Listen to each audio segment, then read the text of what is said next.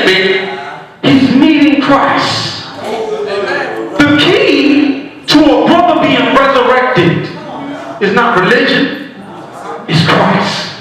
If you want to plug in and power up, I like what it says with Christ. So a half-breed,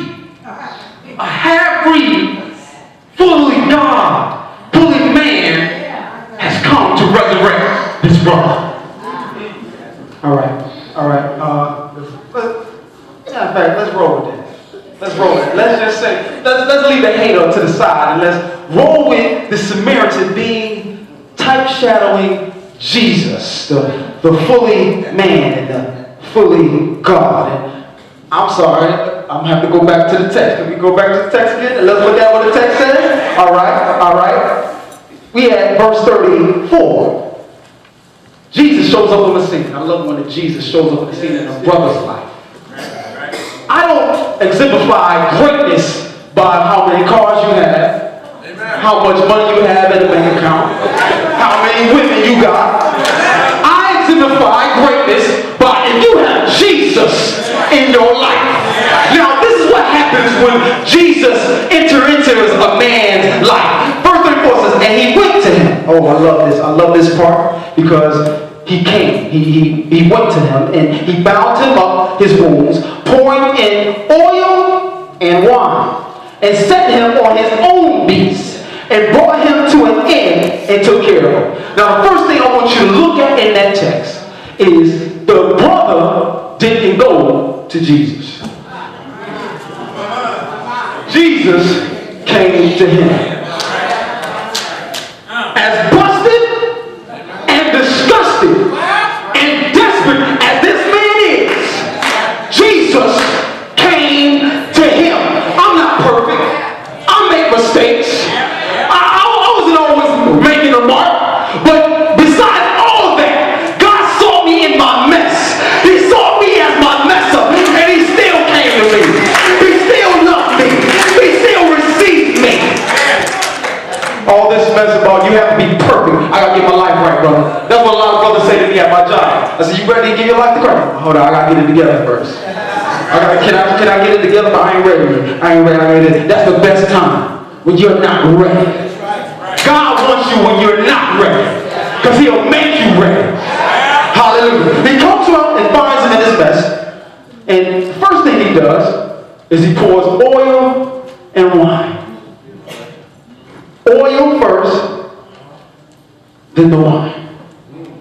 A brother that has an encounter with Christ. The first thing Christ does is he pours the oil. The oil represents the anointing. The anointing. And I want to mention two things that the anointing does. The anointing consecrates. It sets you apart for the work of the Lord. God got some eye on some men that he wants to draw to him. He wants to plug up to. He wants to pour his oil for the work. Now, anytime you saw in the Bible, this is for those who don't believe me. This is for y'all who don't believe me.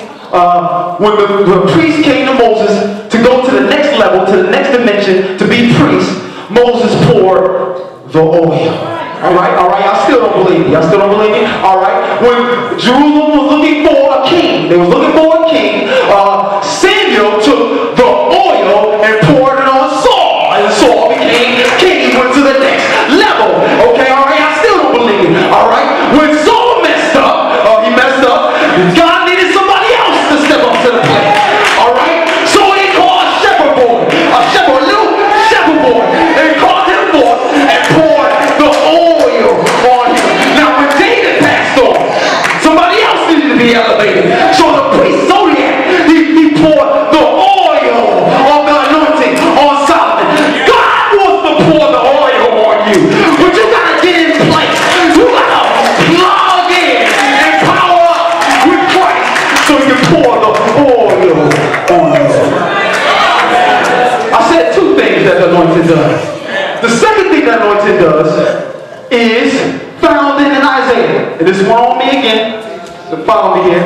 Isaiah chapter 10, verse 27 says, And it shall come to pass in that day that his burdens shall be taken away from off thy shoulders, and his yokes from off his neck, and the yoke shall be destroyed because of what? The anointing. The anointing is burden removing, yoke destroying power operating in your life. Alright? The burdens. He wants to remove the burdens. The burdens are the things that you deal with right now. Some of us, our jobs is a burden. Some of us, our family is a burden. Some of us, life is just a burden. But God says, I have the anointing to remove the burden. Alright, that's not it. He said the anointing also destroys the yoke. Now the yoke is those things that you're dealing with for life. You've been dealing with it, struggling with it all your life. Some addictions, some habits, smoking, whatever it is. You've been dealing with. This yoke has been connected to your neck and it's choking you. But God says, I will destroy the yoke. God has the power not only to anoint you, but He's here to destroy the yoke in your life, to remove the burdens in your life. But you got to be plugged up to Christ. Now the second element of that text is the wine. How many of us take communion? Yes. What do the wine represent? It represents the blood. The blood of who? Not just any old blood. The blood of who? Alright? The blood of Jesus. He applies the blood of Jesus. And we sing these songs about the blood of Jesus that gives me strength from day to day. It will never lose its power, and it washes me, and it seeps through the valley and the mountains. It's the power of the blood of Jesus. But I want to tell you something about that blood. Blood is a powerful name. It talks. Blood talks. When you go to the doctor, the blood tells the doctor if you're sick or not. Alright? Y'all still don't believe me? I was reading about a crime scene, and the first thing the CSI agents come upon is they're looking for blood. Because the blood tells them when the murder was committed, how the murder was committed, and who committed the crime. Let me tell you something. God wants to apply the blood on you, and His blood is talking, telling you that by His stripes you are healed. It's telling you that you can do all things through Christ who strengthens you. Your blood is talking to your situation right now. It's telling your situation that you're overcome. Y'all believe it. Watch this. Revelations chapter 12 verse 11 says, and they overcame. Alright? They overcame him, Satan. They overcame Satan by what? By the blood of the Lamb and the word of their testimony. I don't know about you. I'm going to put my family under the blood. I don't know about you. I'm putting my job under the blood. I don't know about you. I'm putting my money under the blood. I don't know about you. I'm putting my situation under the blood of Jesus, because that blood is talking on my behalf. Hallelujah. We come to the close of the text. We down to the final two verses of the text. In the text, it says, let's read. So he went to him and bandaged his wounds and brought him to an inn and took care of him. Took him to an inn. There's only one other time that we see the inn in Scripture, and that's when Jesus was with Mary and Joseph. He was about to be born, and there was no room at the inn.